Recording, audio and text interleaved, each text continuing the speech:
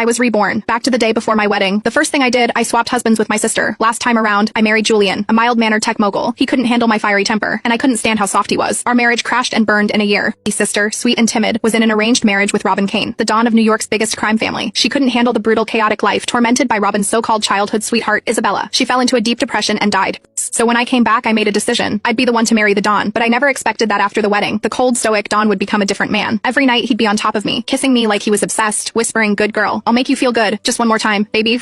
In my last life, I married the gentle tech mogul, and my sister married the ruthless mafia Don. Both our marriages were disasters. Reborn the day before the weddings, I decided we were swapping husbands. My mother caught me at the airport right before the private jet took off. She pointed a finger at me, furious. "Are you out of your mind? Who gave you the right to make a decision like this? You had a perfect match with a tech mogul, and you are throwing it away for that. That fucking gangster." I just rushed onto the plane, leaving her shrinking figure behind on the tarmac. As the plane took off, I stared out the window and made a silent promise to myself. This time, I am living life on my own damn terms. Last time, my sister Elena was set to marry the Don, Robin Kane, while I married the tech whiz, Julian Vance. Neither of us was happy. Elena was too gentle, too timid for the mob life, and Robin's childhood friend Isabella made her life hell. Elena died from depression. My fiery temper clashed with Julian's placid nature. We lasted exactly 1 year. After the divorce, I buried myself in my work and stayed alone. But this time I was changing the script. The moment I came back, I found my sister. "Elena, listen to me. We're switching fiancés. You marry Julian. I'll marry Robin." Elena's eyes went wide. "Zora, are you crazy? Robin Kane is the head of the mob. He is dangerous, and you don't even love him."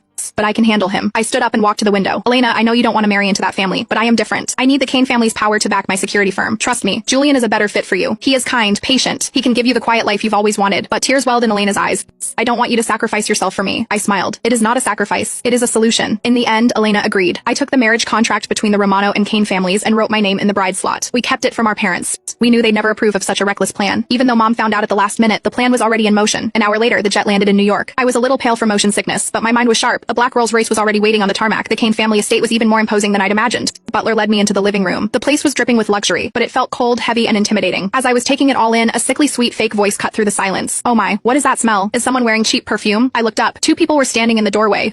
A woman in a ridiculously expensive Chanel suit, looking so delicate, a breeze could knock her over, and the man beside her, tall, stone-faced, radiating danger. So this was my future husband and his childhood friend, Isabella. I didn't have time for her bullshit. I stood up and walked straight toward the man. Isabella was clearly not used to being ignored. Her smile froze. I tossed the marriage contract onto the table without ceremony. "Robin Kane, I am Zora Romano, your fiancé. The contract's right here. If there are no problems, show me to a room. I need a shower and a rest." Robin's eyes flickered from the papers to my face. He said nothing. Isabella looked horrified, probably because she'd never seen anyone speak to the Don like that. She tugged on his sleeve, her voice full of hurt. "Robin, I don't think she likes me. If she'd pulled that on Elena, my sister would have been stammering apologies. But I am not Elena. And who are you?" I cut her off, my voice laced with impatience. "Why should I like you? You've got a lot of mouth for an outsider in this house." Isabella froze. I turned back to Robin, tapping a finger on the table.